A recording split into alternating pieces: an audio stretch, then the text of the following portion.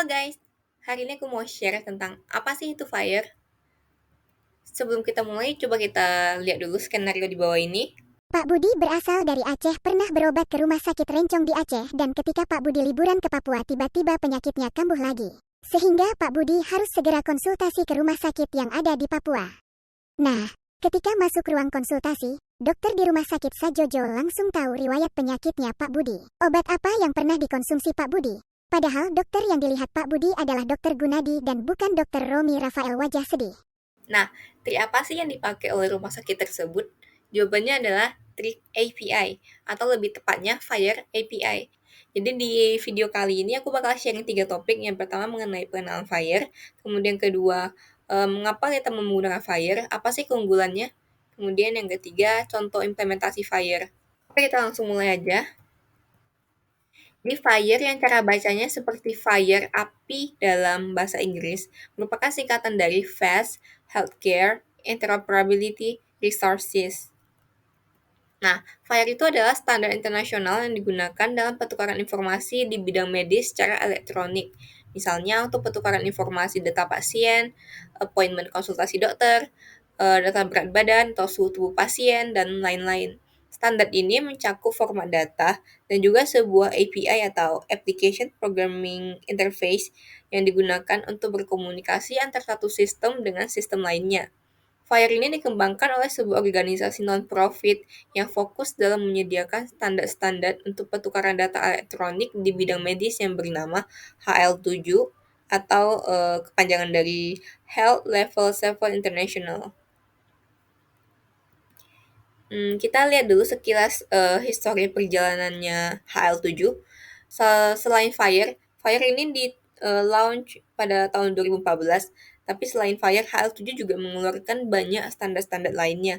Salah satunya adalah HL7V2, yang ini HL7V2 di tahun 1989, yang sampai sekarang masih digunakan di rumah sakit di negara manapun, termasuk di Indonesia juga, sebagai standar dalam pertukaran data antar alat-alat medis dan sistem di rumah sakit. Kayak contohnya nih, mesin-mesin di lab. Kan ada sampel darah pasien yang dimasukkan ke dalam mesin, kemudian nanti setelah diproses, output yang dihasilkan oleh mesin tersebut formatnya dalam HL7V2. Sehingga butuh sebuah aplikasi lainnya yang akan mengkonvert HL7V2 ini ke masing-masing tabel database di dalam sistem rumah sakit. Nah, untuk saat ini, format data yang digunakan antar alat medis dengan sistem rumah sakit sih masih HL7V2. Nah, kita nggak tahu ke depannya apakah HL7V2 juga akan digantikan oleh format FIRE atau tidak. Buat teman-teman yang pertama kali dengerin materi tentang FIRE, mungkin masih kurang familiar terhadap kalimat standar format data. Nah, di sini aku mau jelasin lebih lanjut mengenai apa sih itu standar format data. Kita lihat contoh ini. Misalnya format data untuk menyimpan informasi pasien di rumah sakit layanan putus. Ada kolom nomor, nomor KTP, nama, tanggal lahir, dan jenis kelamin. Sedangkan format data di rumah sakit layanan nyambung, ini kolomnya namanya NIK, kemudian nama, tempat, tanggal lahir, dan jenis kelamin. Nah, dari dua contoh ini kita bisa lihat dua rumah sakit ini menggunakan format data yang berbeda ya. Karena kita lihat di sini. Di sini dia nyimpan nomor KTP dengan nama 0.KTP. Sedangkan di rumah sakit layanan nyambung pakainya NIK. Kemudian di sini nyimpannya tanggal lahir, sedangkan di sini tempat, tanggal lahir. Nah, ini salah satu alasan kenapa kita butuh FIRE, agar format data antar rumah sakit bisa sama, untuk mempermudah pertukaran data-data pasien antar sistem di satu rumah sakit dengan rumah sakit lainnya. Nah, kebanyakan aplikasi atau website yang biasa kita lihat itu mereka menggunakan database ya untuk menyimpan data. Misalnya nih, di rumah sakit layanan putus, nama tabel database ini data pasien. Sedangkan di rumah sakit layanan nyambung namanya demografi pasien. Kita lihat selanjutnya, kalau di FIRE itu ada yang namanya FIRE Resource. Nah, FIRE Resource itu ibaratnya tabel-tabel di database. Jadi di FIRE mereka udah nentuin nama-nama tabelnya gitu. Misalnya pasien. Nah, pasien resource ini digunakan untuk nyimpan data demografi pasien. Kemudian misalnya observation resource dia digunakan untuk nyimpan data-data hasil lab pasien, misalnya kadar eritrosit, leukosit, suhu tubuh pasien, dan lain-lainnya. Kemudian di diagnostic report ini bisa dipakai buat nyimpan hasil laporan radiologi atau lab atau medical check up. Nah, kalau di observation tadi kan ini lebih nyimpan ke angka-angka doang ya, misalnya tes PCR CT value-nya 30. Nah, kalau di diagnostic report ini lebih ke menyimpulkan ke pasien bahwa pasien tersebut positif corona dengan hasil CT value 30 gitu. Dan masih banyak resource-resource lainnya. Masing-masing resource ini udah ditentuin data formatnya.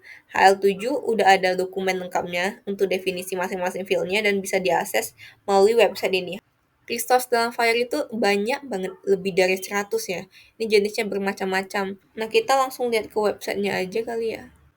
Oke, di sini kita bisa lihat ada beberapa jenis resources. Nah, ini kita lihatnya berdasarkan kategori yang categorized, berdasarkan foundation, base, dan clinical, dan financial, masih banyak lainnya.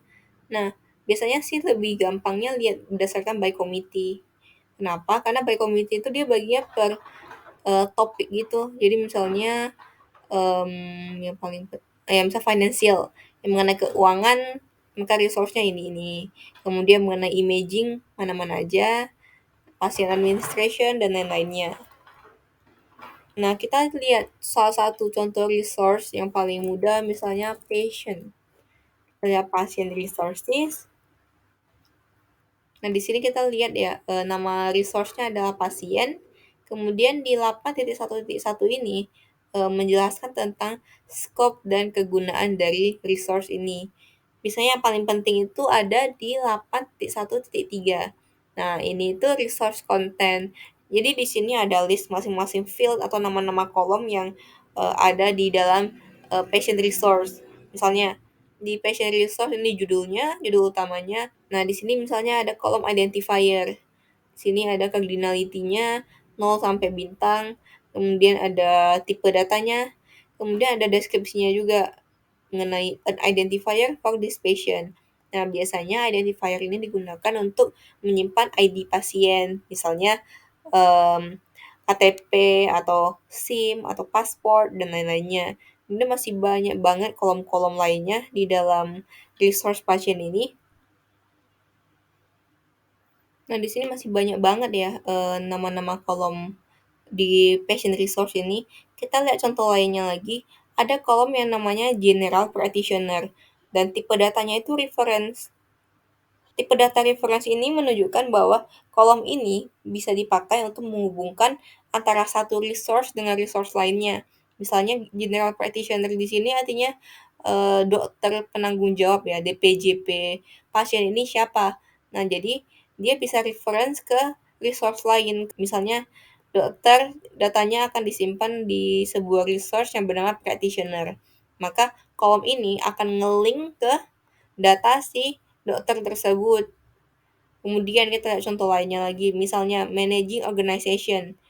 Nah, di sini juga data tipenya reference ke organization resource. Nah, ini maksudnya pasien ini merupakan pasien dari rumah sakit mana.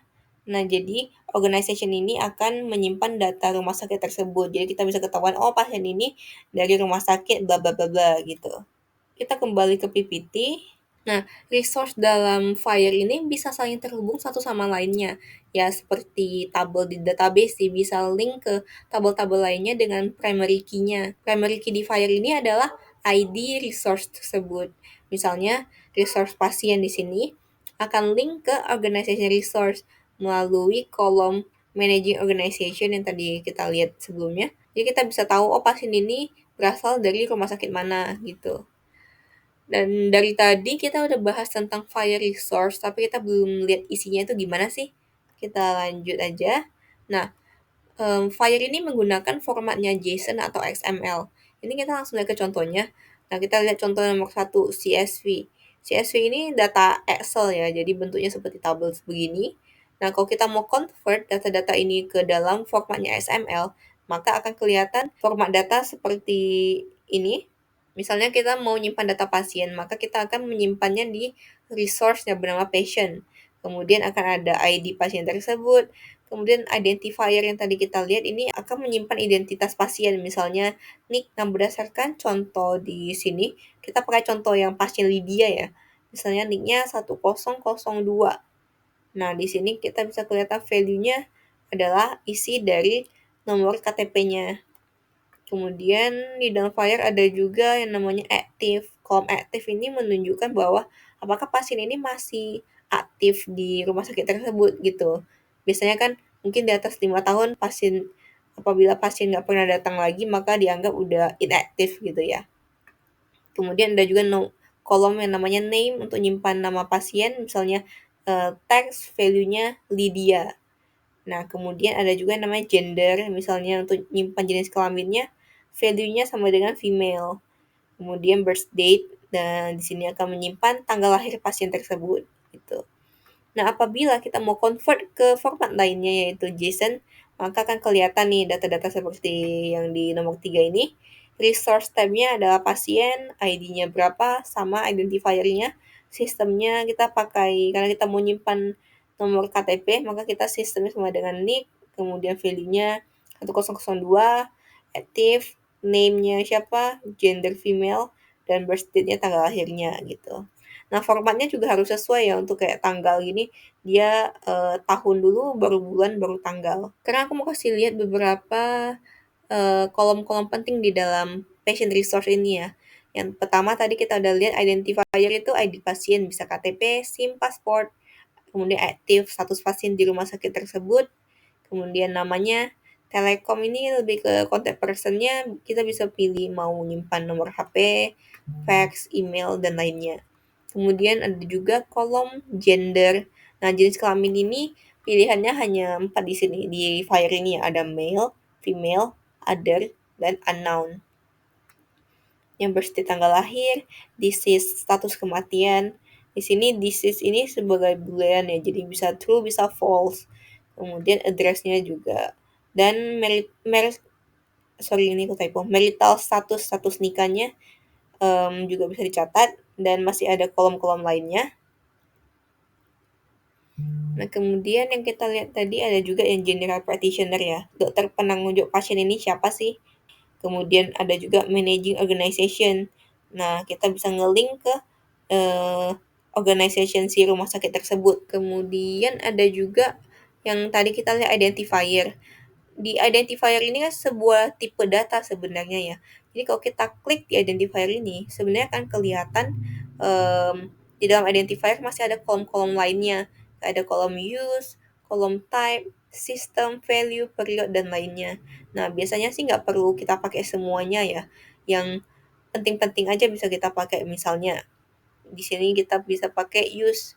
Use-nya ada pilihan usual, official, temporary, secondary, dan lain-lainnya. Kalau misalnya kita mau pakai contoh nomor KTP, maka di sistem ini kita sebenarnya nyimpannya URL ya. Jadi kalau kita pakai nomor KTP berarti nyimpan URL-nya website Dukcapil. Nah, kemudian value-nya adalah nomor KTP pasien tersebut. Jadi melalui URL yang tertera di sistem ini, kita bisa verifikasi apakah nomor KTP di bawah ini terdaftar di website tersebut atau tidak untuk validasinya gitu. Kemudian assigner-nya organisasi Dukcapil gitu. Displaynya Dinas Kependudukan dan Pencatatan Sipil.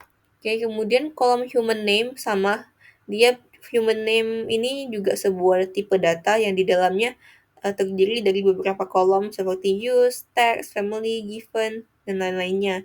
Yang biasa dipakai itu text. Text ini dipakai buat nyimpan nama lengkap pasien, kemudian family, nama belakang, dan given, nama depan. Nah, ini contoh pasien resource dalam bentuk JSON ya. Jadi setiap resource dalam Fire pasti dimulai dengan resource type.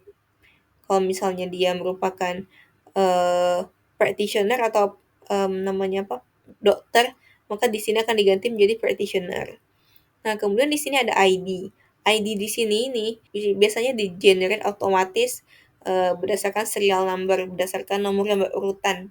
Nah, ini ada dua pilihan ya. Kalau yang nomornya berurutan ini akan di-generate oleh Fire server itu sendiri.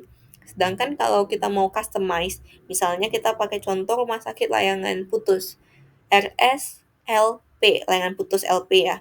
Nah, kita maunya pakai kode RSLP 0001 dan 0002, 003, dan seterusnya, maka itu akan di-generate berdasarkan client side, bukan server side gitu. Nah, jadi itu untuk metodenya akan aku coba jelasin di materi berikutnya. Kemudian ada juga yang kolom identifier, ini yang kita lihat tadi, ada nick, ada nomor KTP-nya, active-nya true, name-nya siapa, misalnya Lydia Danira, gendernya perempuan, birth date, kemudian telekomnya kita nyimpannya misalnya nomor HP, emailnya juga bisa disimpan. Kemudian ini nih, managing organization. Dia reference ke sebuah organisasi. Organisasi ini merupakan organisasi dari rumah sakit tersebut, misalnya Churchy Hospital Peak gitu. Kita lanjut lagi ke part kedua, mengapa mau menggunakan Fire. Nah, di Fire ini ada 3 keuntungan utama. Contoh pertamanya itu fleksibel.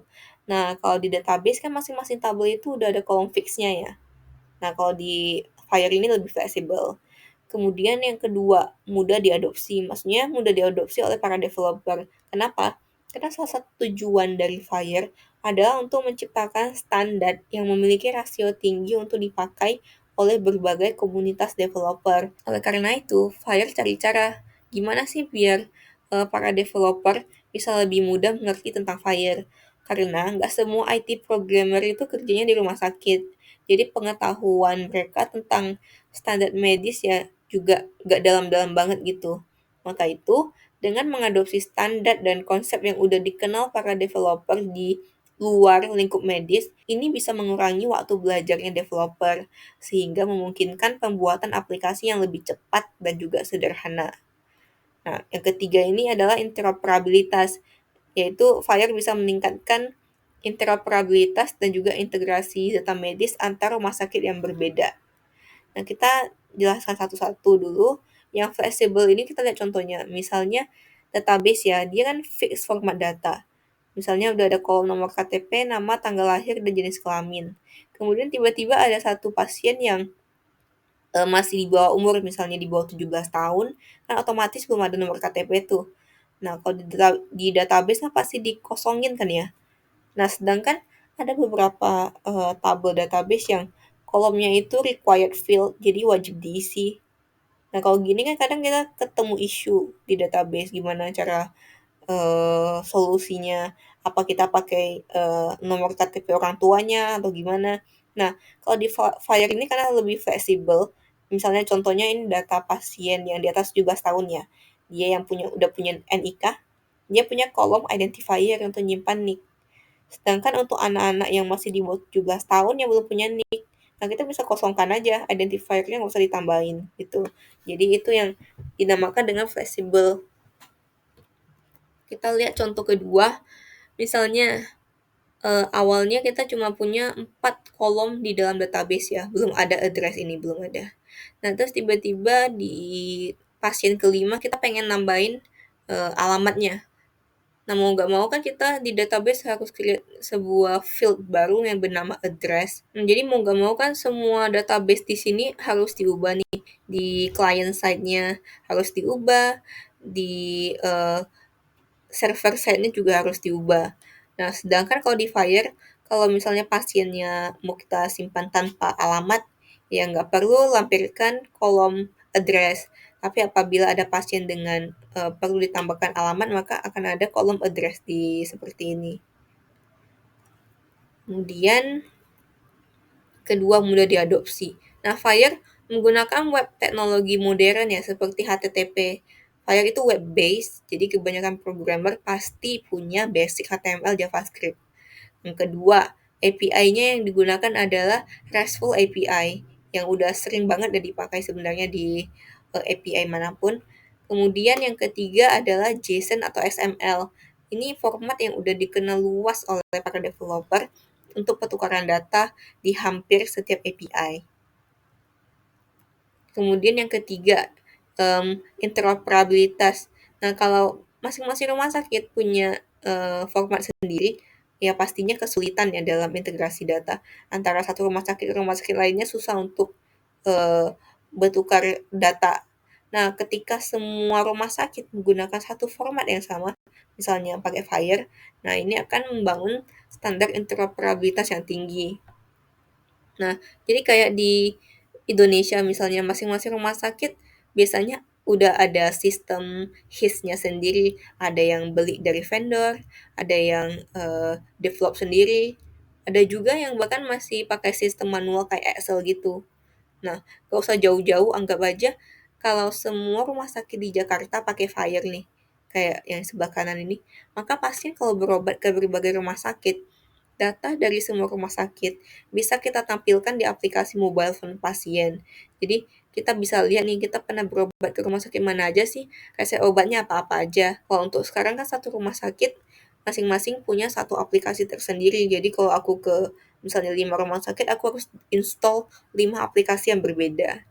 Nah, sebenarnya agar semua rumah sakit manapun bisa saling bertukar data, baik antar sesama rumah sakit di Indo maupun dengan rumah sakit di luar negeri lah misalnya. Nah, kunci utamanya adalah di format datanya.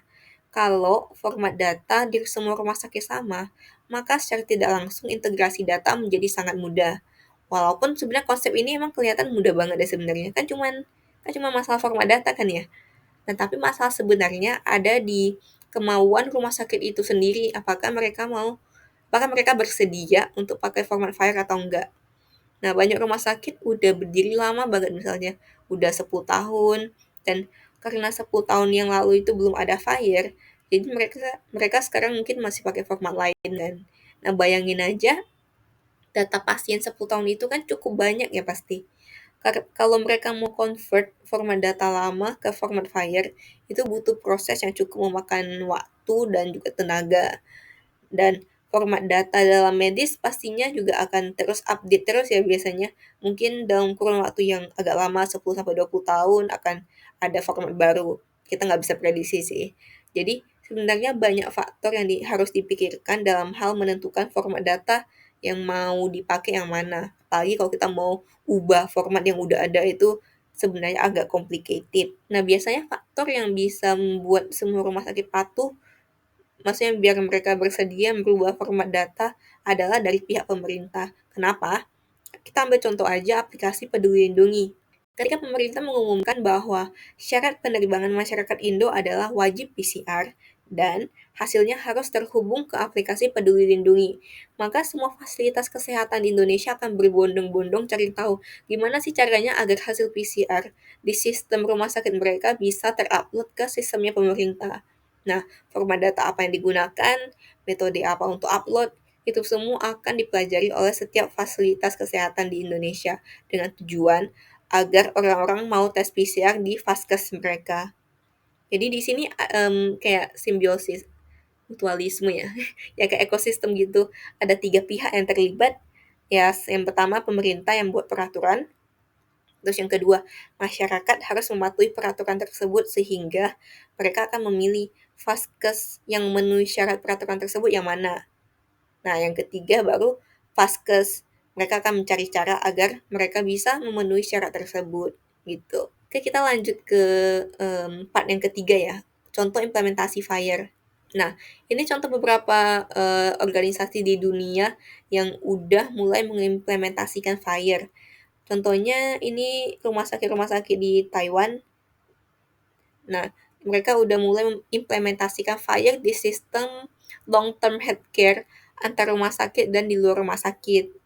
Nah, kemudian di beberapa negara di Eropa seperti UK, Belanda, mereka juga sedang dalam proses implementasi FHIR agar semua rumah sakit di negara mereka bisa memiliki satu standar yang sama, sehingga pertukaran data antar rumah sakit menjadi lebih mudah. Nah, ini yang aku pikir awalnya harusnya yang merancang ide untuk menggunakan FHIR di seluruh rumah sakit di negara mereka harusnya kan dari pihak pemerintah kan ya. Tapi ternyata bukan. Semua digerakkan oleh organisasi yang fokus ke medical standard. Kayak misalnya di England, mereka ada organisasi yang namanya NHS. Ada juga yang namanya MedMic yang ini. Nah, kalau di Taiwan ada juga yang namanya MISAT. Nah, tapi ini ada kabar baik ini, di akhir Juli 2022 ini, Kementerian Kesehatan Republik Indonesia udah meluncurkan sebuah platform yang bernama Satu Sehat. Nah, kalian masih ingat kan dengan skenario yang muncul di awal video ini? Dengan adanya platform Satu Sehat, maka pertukaran data kesehatan masyarakat dari Sabang sampai Merauke akan lebih efisien. Satu Sehat di sini juga mengimplementasikan standarnya FHIR dalam menghubungkan atau menggabungkan seluruh data dan juga sistem yang berhubungan dengan teknologi pelayanan kesehatan. Dengan ini, sistem kesehatannya Indonesia artinya udah mengadopsi standarisasi internasional yang juga dipakai oleh negara-negara lain. Aku sih bangga banget ya. Nah, mungkin di next video aku bakal jelasin lebih detail lagi mengenai platform Satu Sehat dan juga cara upload dan cara baca data menggunakan Fire itu gimana sih. Mungkin video aku sampai sini. Thank you for watching. Bye. See you.